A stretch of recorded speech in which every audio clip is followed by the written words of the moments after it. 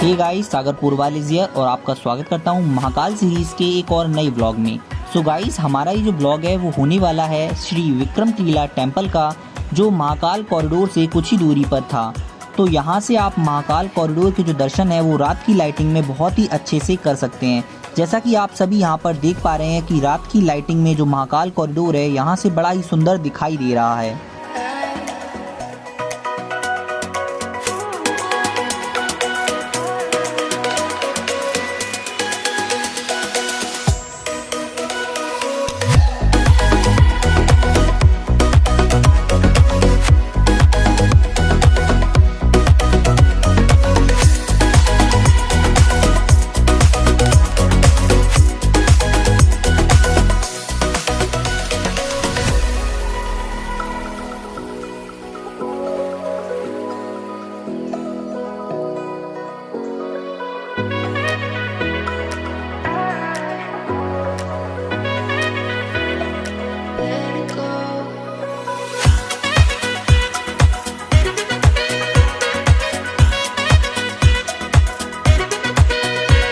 फिर हम लोग यहाँ पर थोड़ा सा आगे की ओर चलते हैं और हमें यहाँ पर एक मूर्ति नज़र आ जाती है जो देखने में बड़ी ही सुंदर लग रही थी।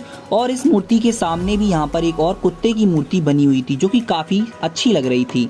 फिर हम लोग यहाँ पर थोड़ा सा और आगे की तरफ बढ़ते हैं तो यहाँ पर एक छोटा सा मंदिर बना हुआ दिखाई दे रहा था। फिर हम यहाँ पर इन सीढ़ियों को चढ़ने लगते हैं और यहाँ पर हम जैसे ही इन सीढ़ियों को चढ़ रहे होते हैं तो आगे की ओर यहाँ पर हमें एक चक्र बना दिखाई देता है जो देखने में काफ़ी ज़्यादा विशाल और सुंदर था। और यहाँ पर एक बड़ा सा बैनर लगा था जिस पर लिखा था श्री राजे विक्रमादित्य महाराज नवरत्न दरबार आसन जन कल्याण समिति, जिसको देखने के बाद हम लोग यहाँ पर आगे की ओर चल पड़ते हैं।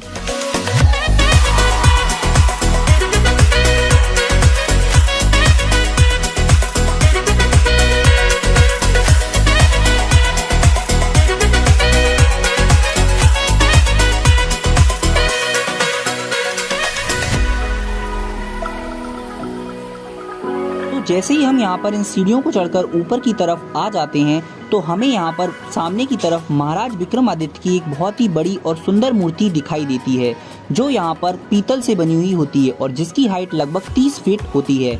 और यहाँ पर इस मूर्ति के साइड से जैसे ही हम देखते हैं तो हमें यहाँ पर पूरा का पूरा महाकाल कॉरिडोर नज़र आ जाता है जो कि रात की लाइटिंग में बहुत ही ज़्यादा सुंदर दिखाई दे रहा था।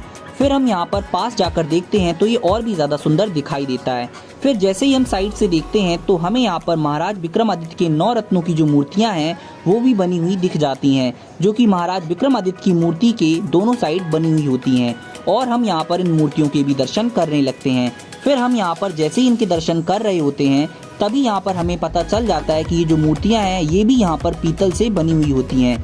तो हम यहाँ पर दूसरी साइड भी पहुँच जाते हैं और दूसरी साइड पहुँचने के बाद हम यहाँ पर इन मूर्तियों के भी दर्शन कर लेते हैं। और इन मूर्तियों के दर्शन करने के बाद हम यहाँ पर थोड़ा सा आगे की ओर निकल पड़ते हैं।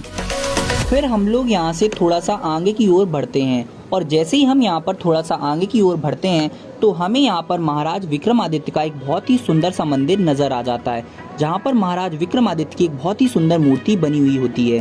तो हम यहाँ पर इस मूर्ति के भी दर्शन कर लेते हैं और दर्शन करने के बाद हम यहाँ से थोड़ा सा आगे की ओर बढ़ते हैं तो हमें यहाँ पर राधा कृष्ण के भी दर्शन हो जाते हैं।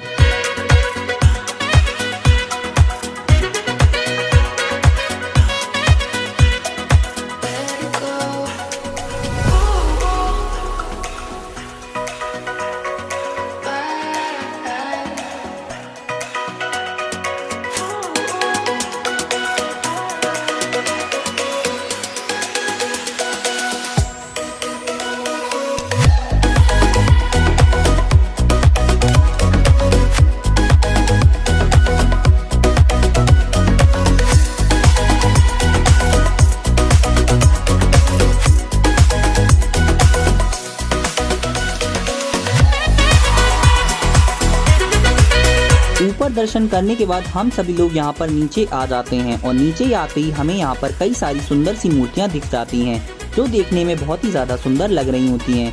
तो हम यहाँ पर इन मूर्तियों को अपने फ़ोन में रिकॉर्ड कर रहे होते हैं और तभी यहाँ पर हमारी नज़र अचानक से सामने की तरफ पड़ जाती है। तो यहाँ पर हमें काफ़ी सारी लाइटिंग नज़र आती है। तो हम यहाँ पर थोड़ा सा आगे की ओर बढ़कर देखते हैं तो हमें यहाँ पर कुछ और मूर्तियाँ नज़र आ जाती हैं जो देखने में बहुत ही ज़्यादा सुंदर लग रही होती हैं। फिर हम यहाँ पर थोड़ा सा और आगे की ओर बढ़ते हैं और जैसे ही हम थोड़ा सा आगे की ओर बढ़ते हैं तो हमें यहाँ पर काफ़ी सारी भीड़ नज़र आती है और थोड़ा सा आगे की ओर बढ़ने पर हमें यहाँ पर सामने की तरफ कुछ ऐसा दिखाई देता है जिसको देखकर तो हम बहुत ही ज़्यादा खुश हो जाते हैं, क्योंकि हमें यहाँ पर सामने महाकाल कॉरिडोर नज़र आ जाता है जो देखने में बहुत ही ज़्यादा सुंदर लग रहा होता है। और हम यहाँ पर थोड़ा सा पास जाकर देखते हैं तो यहाँ पर हमें पूरा का पूरा महाकाल कॉरिडोर नज़र आ जाता है। सो फ्रेंड्स, महाकाल सीरीज का हमारा ये व्लॉग यहीं पे खत्म होता है। मिलेंगे आपसे किसी अगले व्लॉग में, और अगर आपको हमारा ये व्लॉग पसंद आया हो तो इसको लाइक करें और अपने फ्रेंड्स के साथ शेयर करना ना भूलें।